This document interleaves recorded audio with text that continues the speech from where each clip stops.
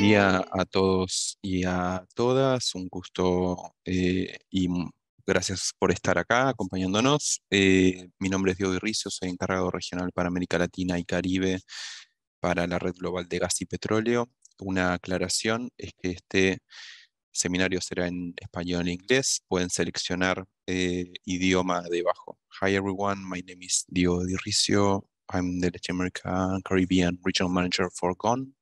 One small note is that this seminar will be in Spanish and English. You can select your language on the options below. I will follow up in Spanish, but please let us know through the chat if there's any inquiry on this. Bueno, buen día nuevamente. Este seminario está coorganizado por GON, NRGI e IISD.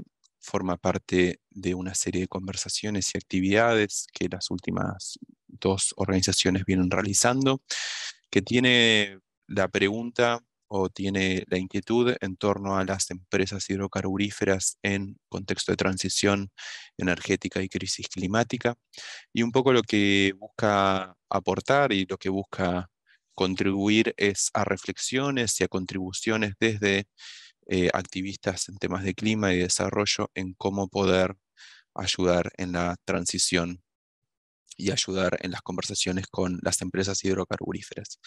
En este sentido, digamos, la sesión de hoy, enfocada en América Latina y Caribe, eh, tuvo un precedente hace apenas unas horas, donde diferentes expositores de Malasia con Petronas, de Ghana, de Arabia Saudita, vienen reflexionando y vienen aportando en estos debates, y es así que el día de hoy eh, tendrá una serie de bloques. En primer lugar, Patrick Heller, por parte de NRGI, aportará lo que son las principales contribuciones, los principales puntos, digamos, que han encontrado a lo largo de su trabajo.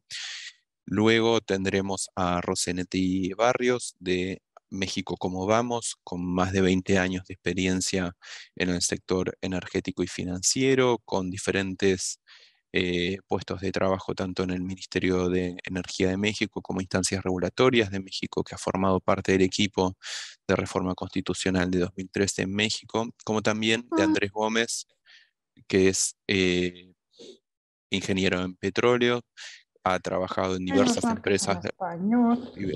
diversas empresas del sector, eh, como Ecopetrol, Halliburton y Weatherford, y forma parte de la organización colombiana Sensat Agua Viva, en, eh, trabajando en cuestiones de hidrocarburos, clima y sociedades, transiciones y post-extractivas, post-petroleras.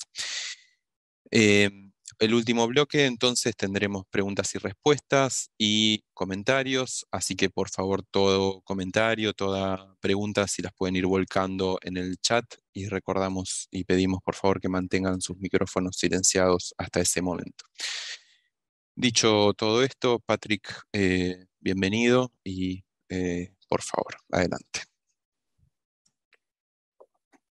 Fantastic. Well, thank you so much, Diego. I'd like to begin by thanking GON for organizing the session, and for IISD, who have been our partners in this project for the better part of this year. And to thank all of you around the virtual room today for taking the time to join us. Promises to be a really interesting conversation. I'm going to start by presenting sort of some of the main findings of this paper that we've recently launched, to get the conversation going and to share some of what have been our principal observations about national oil companies and climate change, and how we can move together to work with them to increase sustainability. I'm gonna share my screen and do a formal presentation, which will get the conversation going. Here's a starting point, which I think will be known to many of you, but I think it's important as we kick off, right? National oil companies are important. That's at the center of what's motivated us to do this work. But I wanted to share a couple of stats just to kind of frame it. So from a climate perspective, NOCs worldwide are producing slightly more than half of the world's oil and gas, and they're responsible for about 40% of investment in the sector. But in spite of this, we've seen a lot less attention on engaging, pressuring, motivating NOCs to take more climate sustainable practices than we have with private oil companies or publicly traded oil companies. And part of what motivated us to take on this work is to start to ask some of these questions. What does it mean to engage NOCs more effectively in a way that's commensurate with the importance of national oil companies as a group in the global climate crisis and actions that can be taken to combat it? But the other piece of this is the sort of exemplified by the last piece of the graphic that you see here, which is that national oil companies are really at the core of the development pathways of a lot of countries all over the world that are today dependent on oil and gas. And right now there are 280 million people worldwide who are living below the poverty line in countries with a national oil company. And so state-owned companies are absolutely at the center of economic questions and economic challenges that are going to impact the lives of many people. And it's sort of these dual sets of questions that motivated NRGI and IISD earlier this year to start this series on national oil companies and climate change. What we've tried to do in the series is to bring together people from a wide range of perspectives, people from NOCs themselves, current and former government officials, climate activists, development and governance activists, researchers. And we've tried over the course of really the better part of this year, starting in April, to illuminate or bring together perspectives on a wide range of questions around how are national oil companies tackling the future, which NOCs are taking serious and dramatic actions to adapt their practices in the face of climate change and in the face of the big challenges their countries are facing, and what can we learn about their experiences. We had a series of public webinars. The link is here on the slide, but we can also post it in the chat. And then alongside those webinars, we also convened an expert group of people from, again, a diverse range of perspectives to get together after every webinar and start to trace out what are some of the implications of the conversation, and how can we collectively as an advocacy and as a research community carry some of these questions forward. That led to the brief that we're presenting here today. And I'm going to go through each of these 5 main findings one by one. But again, we'll post the link in the chat, and this piece is publicly available. And what we really tried to do in drafting the brief was to narrow in, right? There's a wide range of questions here. And we wanted to really focus in particular on what advocates can do to engage more effectively with NOCs. And by advocates, we mean climate activists, development and governance activists, but we also mean people who are seeking to push for reform within producer country governments, reformers within international institutions, looking at both of these sets of questions. How to help NOCs and how to push NOCs, because sometimes it does require pushing, to take more climate sustainable practices, in particular in relation to their role in the need for a global wind down in fossil fuel investment and production, but also looking very much at how NOC practices can be more sustainable from the perspective of reducing the risk that their economies face through continued dependence on this sector as it declines in the future. I want to note that I'm one of the authors of the brief, but we actually have a large number of co-authors who brought different perspectives and expertise to bear. We have a couple of them who I've seen on the call today, Francisco Monaldi, Pasha Madavi. There may be others who have joined. And so I'd invite my co-authors when we get to the Q&A session to feel free to jump in, share your perspectives, add on things I missed, or respond to any questions. So I'm going to go relatively quickly through our 5 main findings. And again, we tried to orient all of these around the idea of, okay, for those who are trying to advocate for more sustainable practices with NOCs, how do we understand what's driving these NOCs.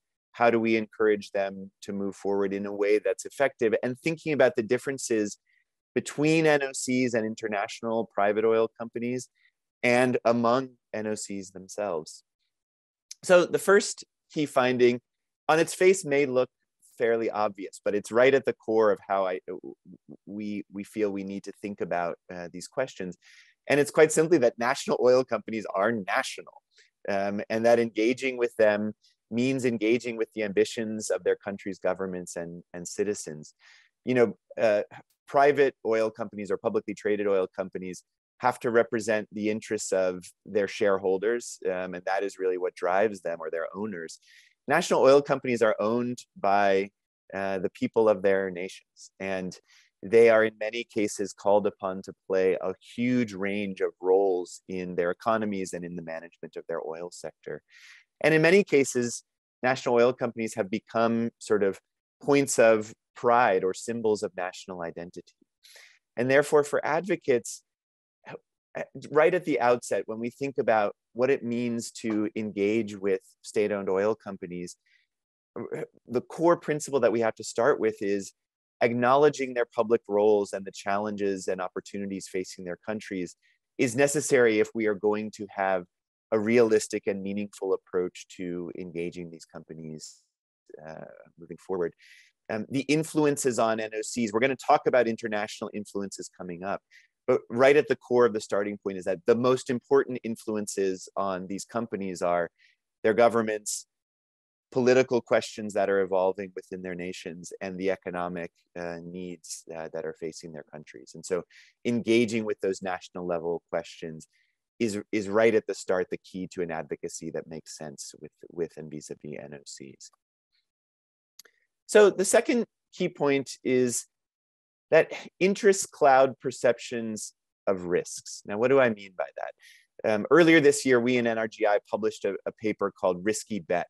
And what we did in that paper was analyze the share of investments by national oil companies that will not break even if the world changes oil consumption rapidly enough to meet with the Paris goals. In other words, how much of the money that NOCs, the public money that NOCs are spending today, won't actually break in a 1.5 degree scenario, or even if we get close to 1.5 degrees without meeting it.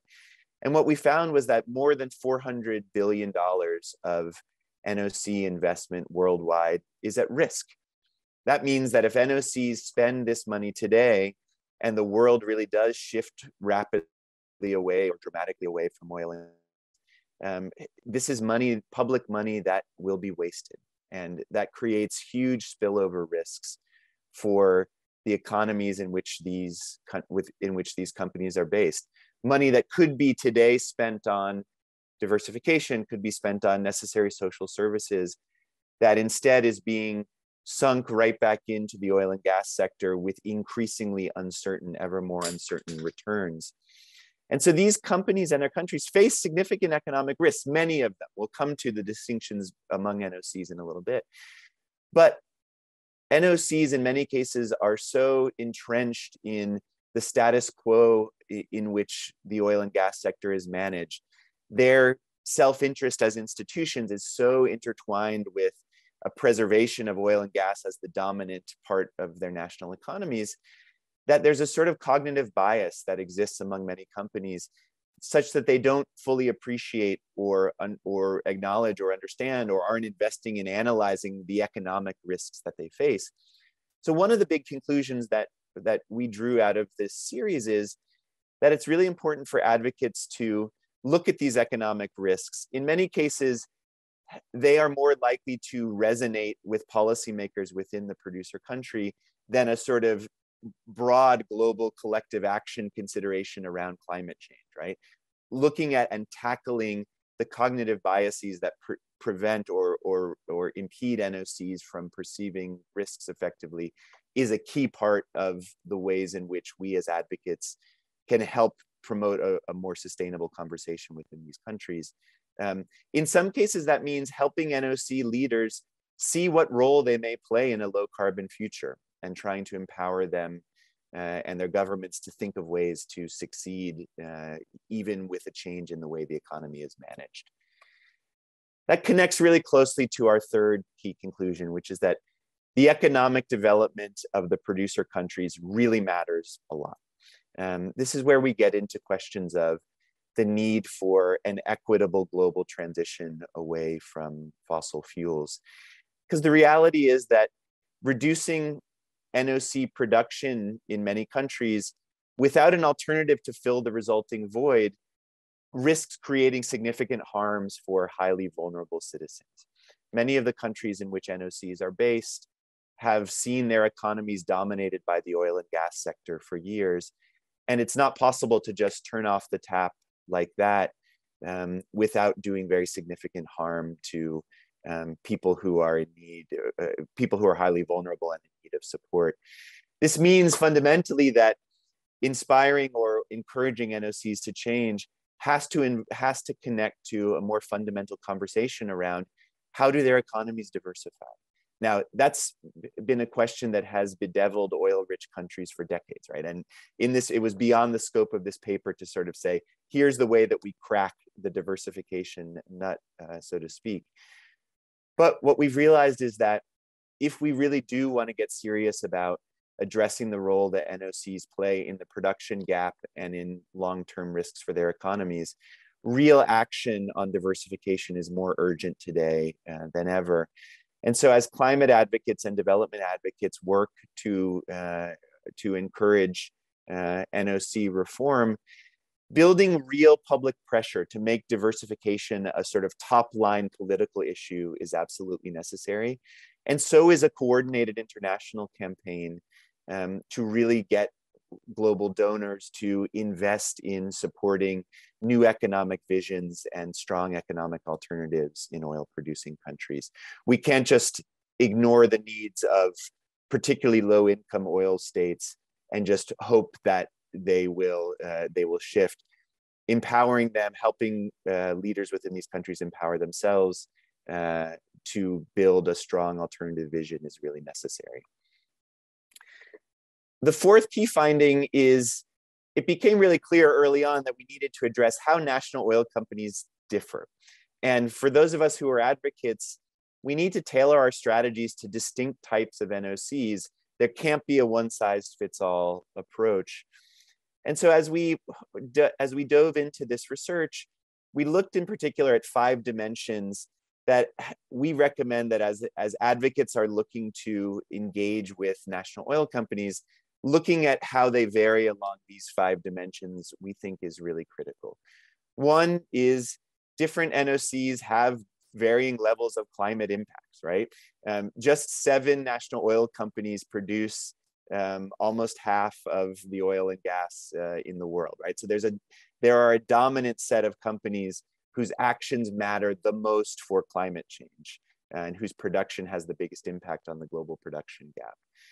Production costs vary quite significantly. So when you think back to what I shared about the economic risk that NOCs face, some have portfolios that are really highly exposed to a reduction in the oil price. In other words, some have are placing bets that are particularly risky. Others have really low cost oil and therefore would be able to thrive economically even at a lower global oil price than today. And so in thinking about advocacy vis-a-vis different companies, thinking about the way these production costs and the portfolios vary matters a lot. How dependent is the home economy on oil and gas? In one sense, the more dependent an economy is, the more important it is to really start investing in credible, viable alternative sources of income. But in another sense, the more dependent the economy is, the more politically difficult it is to shift away. Fourth, national income level. So low-income countries face significantly greater needs, and it's significantly more challenging for a low-income country to think about what an alternative future looks like than it is for a wealthy country with more opportunities to shift away. And so as we're engaging in advocacy, there is more of a need for significant investment and potentially a slower path in poor countries that are less well placed to make the shift today. And then finally, some NOCs are very open to external influences. Some are publicly traded. They rely heavily on international finance. These companies may be more open or may be more able to be influenced by global climate campaigns or investor pressure than NOCs that exist purely within their national setting and don't have much exposure to international markets at all. Similarly, there's a real varying degree of influence of domestic civil society actors, depending on how open the political system is. And therefore, the power of domestic actors to influence NOCs to change varies quite a lot across countries. I'm just going to show, and I'll just direct you to the paper. Within the paper, we look at, we create proxies and try to map NOCs along these varying dimensions as a way to kind of give readers some tips or a guidepost to think about different NOCs and where they might fit in along these dimensions. And then we make certain recommendations, not for all NOCs, but to say, okay, the implications of a relatively more open or relatively more closed company, for example, are the following.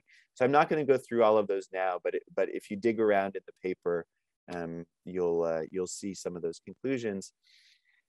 Then the final key finding of our research is that, you know, there's been a lot of talk about all oil companies worldwide engaging in renewable energy, investing in renewables.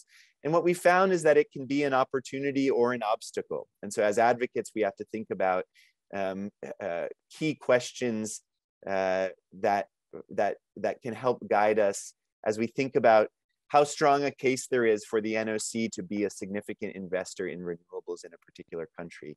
In some places, NOCs have the financial wherewithal, the skills, the experience, the motivation to make this pivot. But the renewable business is pretty different than the oil and gas business in a lot of ways. And there are risks that in some cases, by giving the NOCs a real central role, they might actually crowd out other actors within the domestic economy that could be better placed. And so asking tough questions about what can the NOC bring to the table when it comes to renewable energy within a particular country is really critical in deciding whether to make an advocacy push or to work with NOCs to support those renewables ambitions. So I'll stop there. Three key pieces in terms of the ways forward. And one of the things I'm really excited to talk about with many of you who are around the table today is how we think about how to carry this agenda forward. It will require deep and intensive work by advocates within producer countries that are able to lead on the development of strategies for NOC reform that connect to the domestic environment.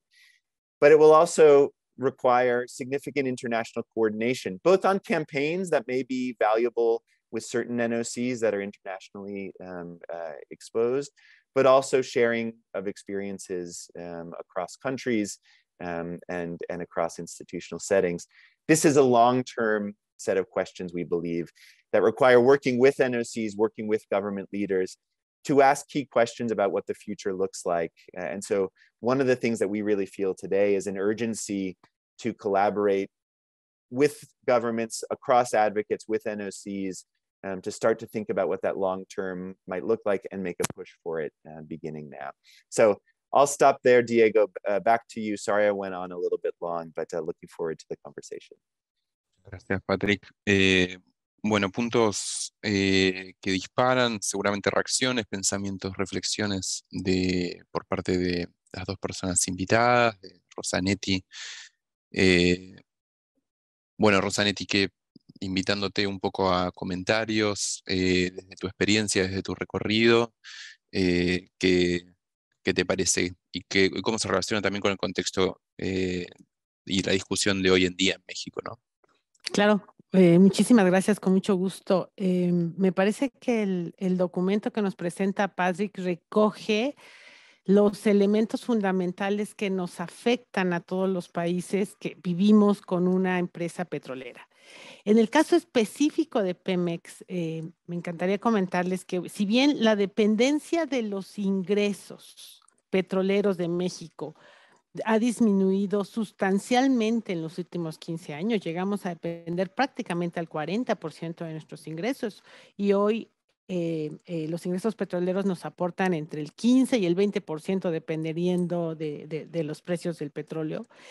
Es una realidad que México, por diversas razones, no está listo, en primer lugar, para dejar de percibir esos ingresos. Es una solución importante, digamos, para las finanzas públicas. Y por otro lado, hay un par de, digamos, cifras que quisiera compartirles para dimensionar la relevancia que tiene Petróleos Mexicanos en nuestra economía. Para bien o para mal, Petróleos Mexicanos emplea a más de 130,000 personas.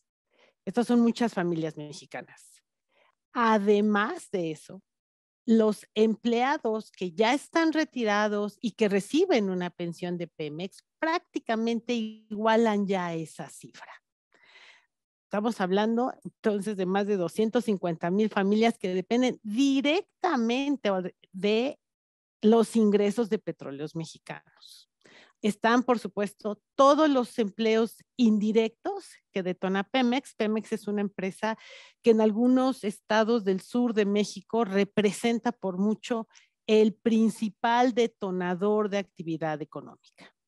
Dicho eso, y tomando en cuenta que México es un país que está importando más del 90% de sus necesidades de gas natural, en una economía que no está lista para dejar de utilizar sobre todo el gas natural y que ha tenido que prácticamente abandonar su industria petroquímica porque no hay materia prima para atender las necesidades de la misma, toda vez que no tenemos los líquidos del gas natural que necesitamos.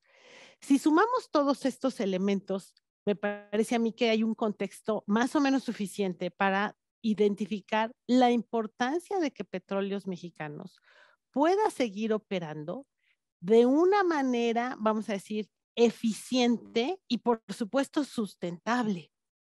Cuando se definió la reforma de 2013, la reforma energética en la cual se abrió el sector hidrocarburos completamente a la participación de la iniciativa privada y se definió una nueva ley de Petróleos Mexicanos.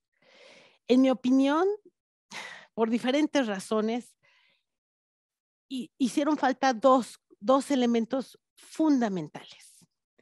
El primero, una gobernanza profesional. La definición de los consejeros de Pemex está hecha de la siguiente forma. Son 5 consejeros que dependen directamente del gobierno federal. Uno de ellos es el presidente del consejo y los otros 4 son ministros de diferentes ministerios. Y los otros 5 consejeros, que teóricamente son los independientes, son directamente propuestos por el presidente de la República. Si a este hecho suman que el director general de Petróleos Mexicanos también es nombrado directamente por el presidente de la República, pues como podrán ver, tenemos los principales elementos de gobernanza completamente dependientes de la agenda política de esa administración. La que sea, es irrelevante cuál sea la agenda política, va a depender siempre de una agenda que en México dura 6 años y que por lo tanto estas visiones de corto plazo son completamente insuficientes para una empresa que requiere planear a largo plazo. Esto ha provocado, desde mi punto de vista, 2 problemas fundamentales en Pemex. El primero, todas las administraciones, todos los gobiernos le instruyen a producir. Producir petróleo para Pemex es una obligación, una instrucción puesta por todos los gobiernos. No importa cómo, pero se necesita el petróleo. Y la segunda es que justamente por orientar todos sus esfuerzos a producir en menor plazo posible, para Pemex es casi imposible aumentar sus reservas petroleras, porque no tiene tiempo ni recursos para actividades de exploración. Se concentra en producción. Entonces tienes una empresa que está permanentemente con finanzas débiles, presionada, sin poder, digamos, respaldar todo lo que hace con mejorando las reservas. Tenemos entonces un círculo muy dañino para Petróleos Mexicanos, pero que no ha cambiado en nada, insisto, su importancia social. Petróleos, entre otras razones, rápido lo voy a mencionar, además de esto que ya traté de explicar, me parece que son elementos, vamos a decir, objetivos, hay una realidad en México. Petróleos Mexicanos está íntimamente relacionada con nuestra historia nacional. Como decía Patrick, las empresas nacionales son nacionales. Efectivamente, hemos aprendido que Petróleos Mexicanos es parte fundamental, así es, de nuestra identidad nacional. Por lo tanto, no podemos simplemente decir, bueno, pues ya, hay que buscar que cierre todas sus operaciones y vamos a transitar hacia otro tipo de actividades. Dicho esto, me parece a mí que lo más relevante, digamos, lo que podría empezar a cambiar esta narrativa y los hechos sobre Petróleos Mexicanos es una presión social dirigida más que a la empresa petrolera en sí, a la política pública que le permita entender que se requiere un órgano de gobierno, un consejo de administración profesional e independiente. 2, que se requiere continuar, digamos, ampliando, diversificando los ingresos nacionales para ir disminuyendo la presión sobre la empresa de producir lo más posible en el menor plazo. Y el otro elemento fundamental que definitivamente, lo tengo que decir, fue un error de la administración pasada, es atender a la preocupación auténtica de los empleados y los retirados que reciben empleos y sus familias, de qué va a pasar con sus empleos. El empleado de Pemex, de manera natural, tiene miedo de la transición, porque no quiere perder su empleo. Y eso es perfectamente racional. Ese punto nunca se atendió en la administración pasada. Me parece a mí, es fundamental poder tener un plan que incluya a los empleados, que les permita irse capacitando para poder, digamos, insertarse en un contexto de transición energética sin esta amenaza natural que les representa, y ya dije los números, es amplísimo el impacto de Pemex. Por lo tanto, hay una resistencia de una parte nada menor de la población y del sector a la transición porque hay miedo, porque hay una falta de entendimiento de cómo va a poderse dar. Y lo último que quiero decir, antes de terminar esta intervención, es que en la Ley de Petróleos Mexicanos desarrollada la administración anterior, no quedó en ningún lado, dentro de las obligaciones del Consejo, no hay ningún elemento que los obligue a abordar, digamos, sus decisiones con sustentabilidad, impulsar la transición. Me parece que ese es un tema que podría modificarse, que podría dar, insisto, como la patada de salida para una administración profesional que pudiera tener este tipo de obligaciones y que hoy no tiene. Y lo último, ahora sí, lo último es, a mí me parece fundamental que los ingresos petroleros, parte de los ingresos petroleros, sirvan para financiar la transición dentro de esta misma empresa del Estado. Porque es la única manera, creo, en que podría empezar una discusión con la sociedad. La sociedad naturalmente está preocupada por lo que está sucediendo, porque no se ve que haya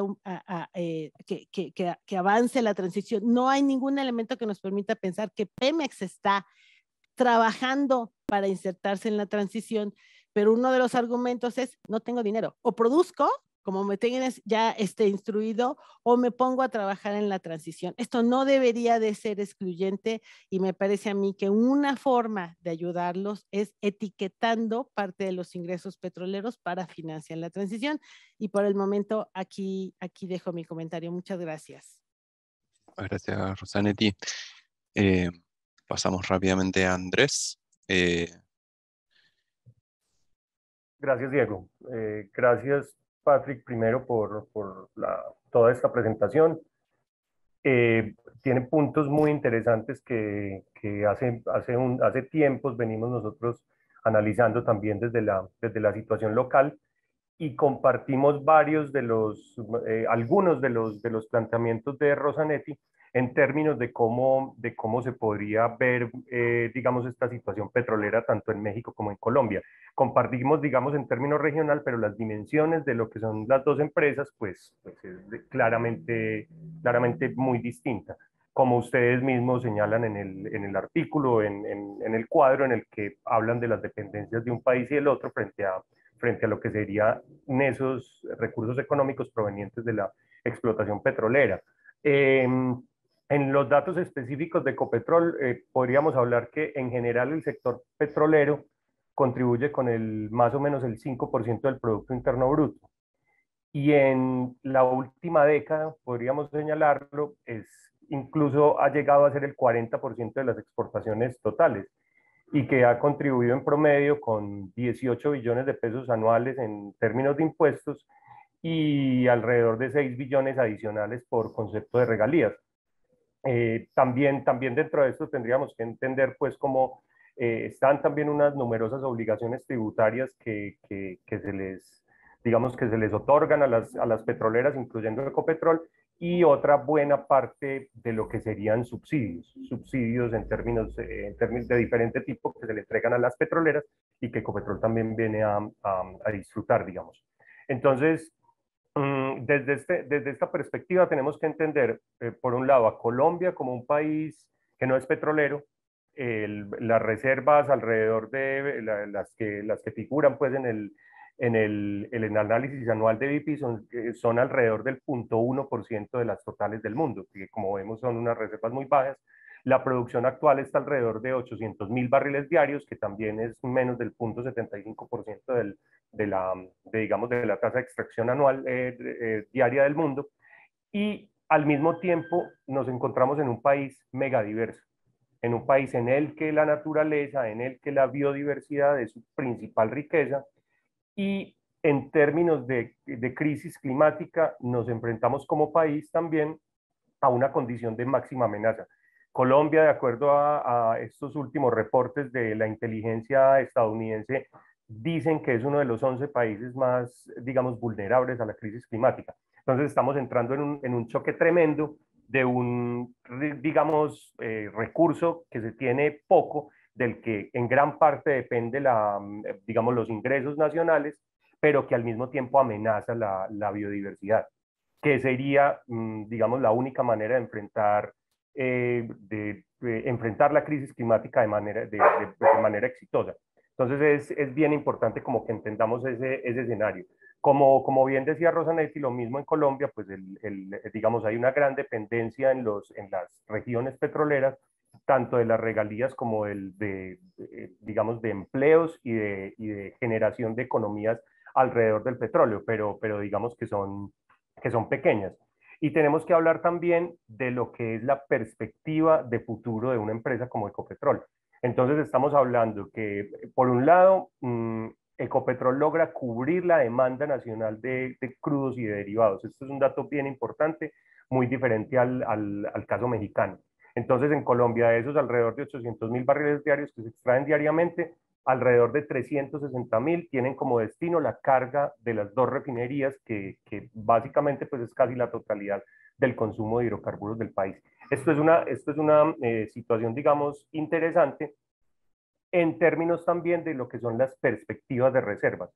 Entonces, al día de hoy, Ecopetrol cuenta con alrededor del 75% de las reservas totales del país, y estas reservas son de alrededor de 1.816 millones de barriles diarios, que en términos del gobierno nos ponen en una situación con esa tasa de extracción en que se agotarían en alrededor de 6 años, como para redondearlo.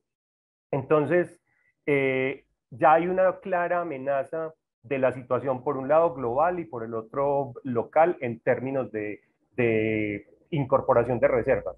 Incluso si miramos el dato de lo que ha sido la campaña exploratoria de Ecopetrol, podemos ver que en 2010 estaban perforando alrededor de 126 pozos exploratorios, en 2012 se llegó a un máximo de 131, y en 2021 apenas nos encontramos con 8, en 2020 fueron 18. Entonces hay una clara caída que corresponde también a las tendencias globales de la inversión en exploración. Entonces ahí pintamos un escenario que es, digamos, bien distinto al mexicano, y un escenario en el que también concuerdo con su informe, es, digamos, podría verse de alguna manera como cercano a una posibilidad de transición. Y aquí tenemos que encontrarnos con otro punto bien importante, y es esas perspectivas de aumento de las reservas de Ecopetrol. Y allí, digamos que nos encontramos en esta situación peligrosa de búsqueda de aumento de reservas a partir de la explotación de yacimientos no convencionales, básicamente fracking. Son las reservas que se tiene a mayor disposición en las zonas donde por más de un siglo se ha explotado petróleo. Entonces es una cuestión peligrosísima, porque ya en términos de yacimientos no convencionales nos encontramos en una situación completamente diferente a la que se analiza en términos de convencionales. Por ejemplo, las estimaciones de la Agencia Nacional de Hidrocarburos colombiana son de alrededor de 25.000 millones de barriles de petróleo y alrededor de 196 terapias cúbicos de gas. Esto ya nos pone en un escenario completamente distinto de una explotación de hidrocarburos que son más intensivos en uso de carbono, y que como hemos visto en los casos de Estados Unidos, Argentina, con la estimación de pues también es un juego un poco más, un juego que está más relacionado con el juego de bolsa que con la estimación de reservas reales, porque estos números pueden terminar siendo completamente distintos. Y ahí encontramos un gran problema en términos de lo que sería la política global, de lo que está sucediendo en el mundo alrededor de la presión sobre la necesidad de abandonar los combustibles fósiles, y una posibilidad de que Ecopetrol se quede con esa cantidad, digamos, con un posible desarrollo en un momento que no es. O sea, además de la oposición que tenemos en términos de ambientales y de todo lo que significa la explotación mediante la técnica de fracking, nos encontramos también ante una realidad, y es una posible quiebra mediante este mismo camino de esa misma petrolera nacional que también compartimos con Rosanetti. Está muy en el centro de la construcción de un imaginario colombiano independiente. Ecopetrol nace, es una de las historias más interesantes casi que es el mismo sindicato petrolero el que se encarga de impulsar el nacimiento de su empresa de Ecopetrol. Entonces allí hay una construcción de un imaginario importante. La Unión Sindical Obrera, la USO, es el principal sindicato del país, el que tiene mayor fuerza, pero al mismo tiempo, en ese sentido, hay un deslinde en el que la Unión Sindical Obrera en su decisión como asamblea, se opone directamente a la explotación mediante fracking, y empieza dentro del mismo sindicato a plantear la posibilidad y la necesidad de una transición. Entonces quisiera como dejar estos puntos para no extenderme, en que la situación de Ecopetrol es completamente distinta, con unas reservas que se están agotando, una posibilidad futura muy peligrosa de aumentarlas a partir de la explotación de yacimientos no convencionales, un sindicato que entiende, un sindicato de Ecopetrol que entiende que la necesidad de transición es urgente, y que también tenemos un punto adicional, y es que hoy en la campaña electoral para las elecciones presidenciales de 2022, por primera vez se está hablando del tema de abandonar la exploración, o sea, la incorporación de nuevas reservas de fósiles, por la necesidad de llevar a Ecopetrol a una transición. Y ahí sería muy interesante analizar eso que nos estabas contando, que está en el artículo, sobre lo que significaría esa posición de Ecopetrol como una empresa que girara hacia las renovables, los peligros que eso tendría, pero de alguna manera es un escenario distinto y en el que me parece que hay posibilidades de análisis y que ahora podemos ahondar. Muchas gracias. Andrés, gracias Rosanetti. Bueno, muy interesante los puntos en torno a restricción, autosuficiencia, cuestiones de soberanía e identidad, cuestiones de control y decisión en las empresas. Creo que, bueno, hablando desde Argentina, obviamente me siento muy identificado con numerosas posturas y con numerosas discusiones. Entiendo que también cuestiones, por ejemplo, hoy en día en Brasil, la privatización y control de Petrobras está en tope de agenda pública, como también cuestiones de precios, ¿no? Y cuestiones de fijación de precios internos y los impactos que eso tiene sobre la economía en su conjunto. Les invito nuevamente a comentarios, preguntas. No sé también si alguno de las otras personas que han escrito en el informe quieren sumarse. Por favor, si levantan la mano, así nos vamos dando un orden. Aprovecho mientras Francisco ahí se anota, y ahí aprovecho con esto. Una pregunta de Fernando Cabrera: si las compañías nacionales están modificando su estructura y articulando con accionistas privados y en los estados nacionales. También te invito, Francisco, si querés responder esa pregunta o aportar esa cuestión, o también otros comentarios.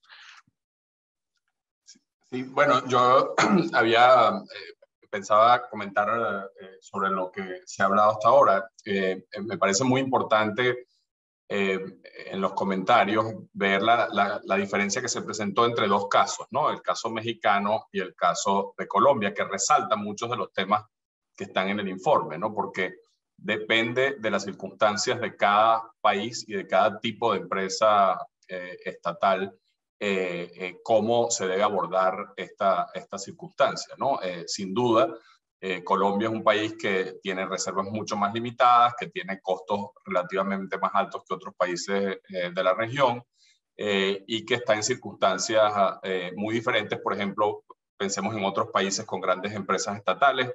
Venezuela, que tiene reservas gigantescas y es súper dependiente del petróleo. Ecuador, que también relativo a su tamaño es muy dependiente y también tiene reservas relativas al tamaño de la economía importante.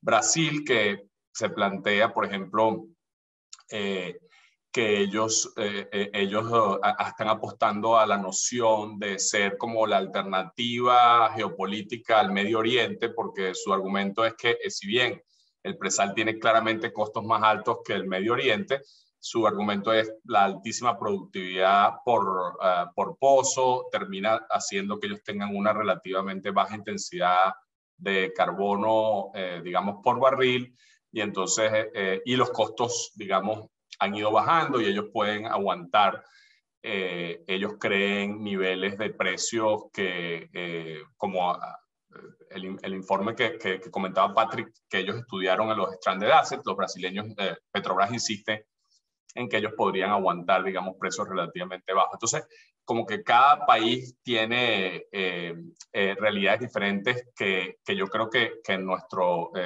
paper están bastante bien articuladas en términos de costos, en términos de dependencia de los países, en términos de el tamaño de los recursos, etc.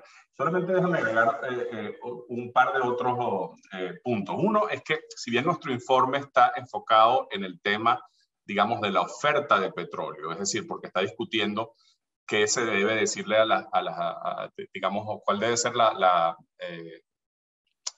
digamos, la campaña para los cambios que se deben hacer en el sector de empresas estatales. hay que recordar que la palanca quizás más potente va a ser, digamos, las políticas que tienen que ver con reducir la demanda de hidrocarburos.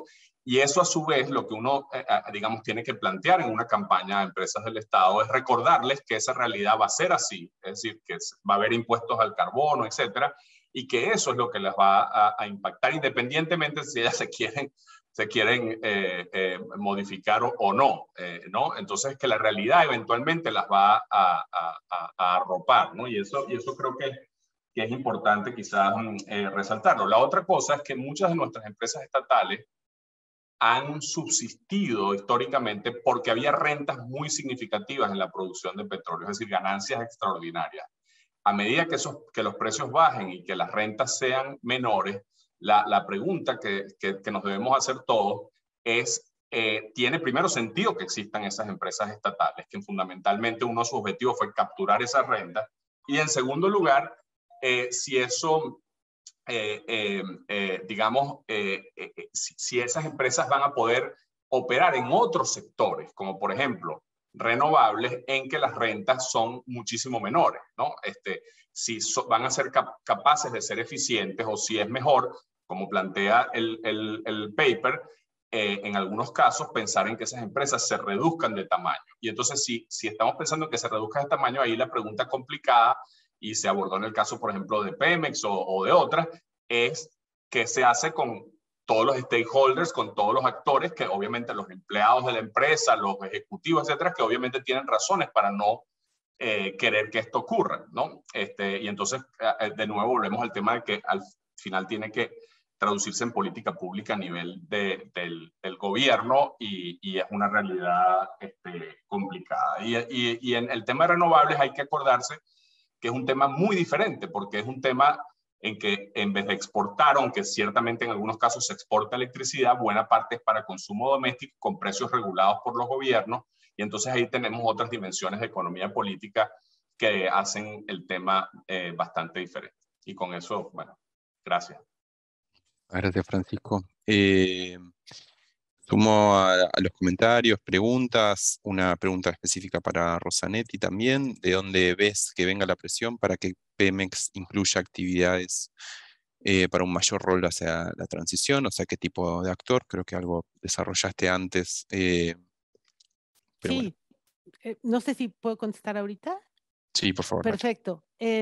Bueno, la coyuntura no es fácil. La administración actual pues no ha manifestado, digamos, un interés específico para abordar la transición energética en Pemex, con una excepción que acaba de ocurrir a partir de la COP26. La firma, digamos, se adhieren a este acuerdo para disminuir las emisiones de metano. Esto es maravilloso. Las emisiones de metano de Pemex pues se han incrementado notablemente. De acuerdo al último reporte del regulador, estamos hablando prácticamente ya del 13% de la producción se está quemando. Esto, entre otras cosas, bueno, por supuesto, el daño ecológico es tremendo y además pues hay una pérdida ahí de valor importante para la empresa. No conocemos todavía las acciones específicas que van a permitir disminuir las emisiones de metano, pero bueno, esto ya se tiene de alguna manera anunciado. Con excepción de ello, en realidad no conocemos ni hay ninguna línea estratégica marcada por el Consejo de Administración.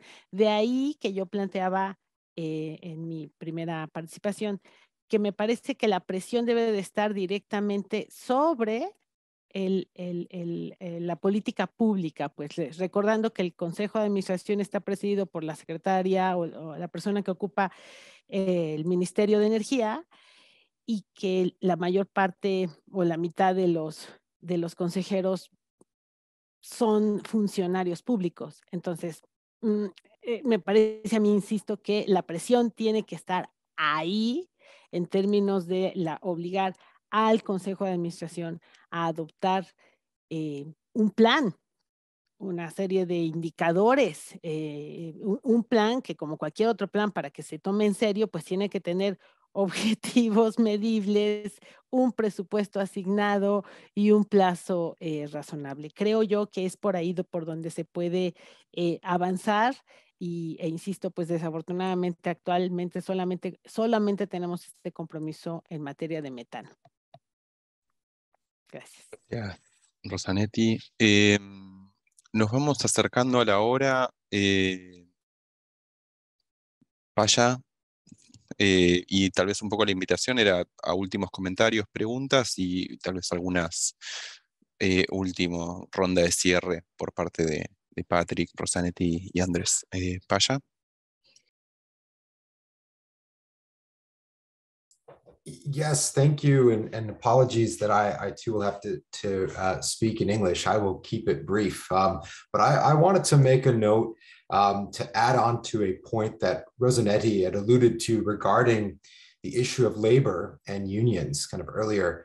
This is one area we did not emphasize in our briefing report regarding the kinds of dimensions that matter, but it is one area that is especially relevant for NOCs in Latin America and the Caribbean, especially when compared to NOCs in Africa and the Middle East, where unionization of NOC workers has not persisted or really never really existed at the same strength. But it adds a new component, one which we discussed extensively about a just transition. And in particular, there's a question of how will labor unions react to NOC transition plans? And that answer is going to vary considerably across the dimensions we've talked about: Ecopetrol versus Pemex versus PDVSA, Petroecuador, Petrobras. So I just wanted to note that it is going to be critical for activists who seek to effect change at NOCs to keep labor unions and movements at the top of mind, and potentially to collaborate with labor when appropriate. Gracias, Paya. Y un poco era también lo que refería Andrés sobre las posiciones del abuso en Colombia, que entiendo que es bastante una excepción en la región. No sé si hay una pregunta o comentario último, si no pasamos tal vez empezando a cerrar, y tal vez invitarles a Patrick, Rosanetti y Andrés algunos comentarios finales. No sé quién quiere tomar. Patrick. Sí. Sure, I can. Yeah, well, thanks again to everybody for joining, and especially to the panelists for their fantastic comments. One note I wanted to make: I neglected to introduce Joachim Roth at the beginning, who's also another of the co-authors of the brief. You can reach out to any of us if you have further questions. Joachim has been on the call. I just want to end with 2 points that one is in response to Fernando's question about shareholding structures. And there are right now, I think it's 10 national oil companies that are publicly traded on international markets, and an additional 3 or 4 that have some shares that are publicly traded just on their domestic markets. And I'm not sure whether we'll see changes or more companies going that route or not. We hear some NOCs that are talking about, trying to partially privatize. But one of the things that I think I want to note, and to build on the question, is just like all oil companies, national oil companies are going to find their routes of finance increasingly constrained going forward, right? As more and more investors shift away from wanting to put their money into fossil fuels. This doesn't mean that their sources of investment are going to dry up altogether. I mean, we know that there are still going to be companies that will be moving in that direction. But as advocates, as we think about how NOCs are going to react in this increasingly financially constrained world for the sector, I think we need to be strategic and think about what that means, right? In some cases, it will mean NOCs are pressuring their governments to go to debt markets and say, let's actually borrow so that we can fill the financial gaps that we're otherwise unable to reach, or let's reduce the amount of taxes that we have to pay to the state because we need this money in order to continue to pay for our investments. And I think there's an opportunity to use constrained finances as a source of real reflection on the part of governments and NOCs. But there's also a threat and a challenge that as companies see their own their options further and further constrained, that they may be inclined towards taking greater risks with public dollars, with public money, instead of being able to rely on the markets. And so I think strategically looking at financial options available to NOCs is, I think, a really important one. The only other thing I'd say just in closing is just to really, what Rosanetti, how you framed things really resonated with me, that the need to think about where the constituencies for reform really are, and to work together across those constituencies to think of, to analyze what a country's needs are, and to work together to try and push for them, rather than relying on sort of abstract principles, as important as those principles may be, I think is really critical. So that's all for me. Thanks so much, Diego, and to all of the panelists and participants. Yo quisiera agregar a esto último que comenta Patrick, que me parece fundamental, particularmente el caso de Pemex, que es la empresa petrolera más endeudada del mundo y que actualmente no está sirviendo su deuda. Esto es importante para dimensionar el tamaño del problema que tiene. Es el Estado mexicano el que está atendiendo, cumpliendo, pagando pues los intereses de la deuda. Pemex, para mejorar gobernanza, mejorar operación, cualquier cosa, necesita reestructurar esa deuda. Esto quiere decir, me parece a mí, que no habrá más remedio que los mexicanos tengamos que pagar parte de ella.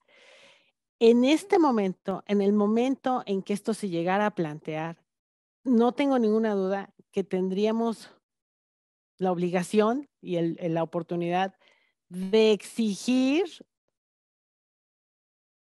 un cambio en la estrategia. Es decir, bueno, sí, vamos a tomar los siguientes 25 años, las siguientes 2 o 3 generaciones de mexicanos, vamos a pagar parte de esa deuda, muy bien, pero tiene que haber un cambio importante en la estrategia de la empresa, pues para que realmente más adelante sea una empresa que aporte valor a los mexicanos.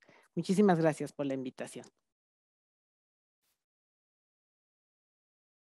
Y yo quisiera cerrar señalando también esto que estaba en torno a mi primera intervención, y es esa diferencia entre un país megadiverso, un país con esa riqueza, con la riqueza que tiene Colombia en términos de naturaleza, frente a los mínimos recursos petroleros y lo que significa esto para su principal, digamos, riqueza, cómo estas dos condiciones se contrastan.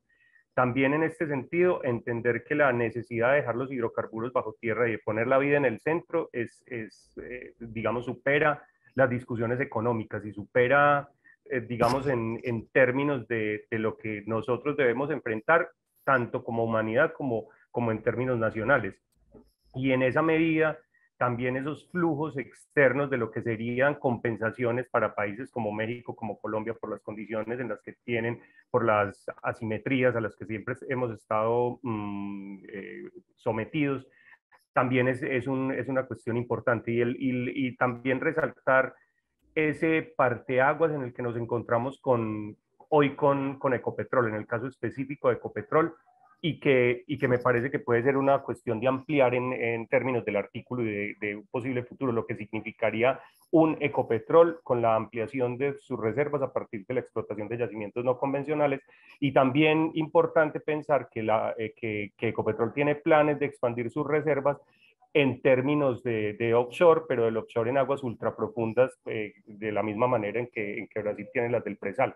Entonces, todo esto en el contexto global de unas reservas cada vez más intensivas en carbono, más costosas y con una presión para que estas reservas no se materialicen, no se vuelvan emisiones, pues tiene que construir esta nueva perspectiva que digamos, tenemos que construir como nación, y tenemos que construir con el apoyo internacional de una acción decisiva sobre la necesidad de dejar la mayor parte de los combustibles fósiles en el subsuelo, con condiciones que no afecten a los trabajadores, que no afecten a las poblaciones más vulnerables, a los sectores más vulnerables, y ese es pues como el objetivo de una condición muy difícil que nos impone la historia.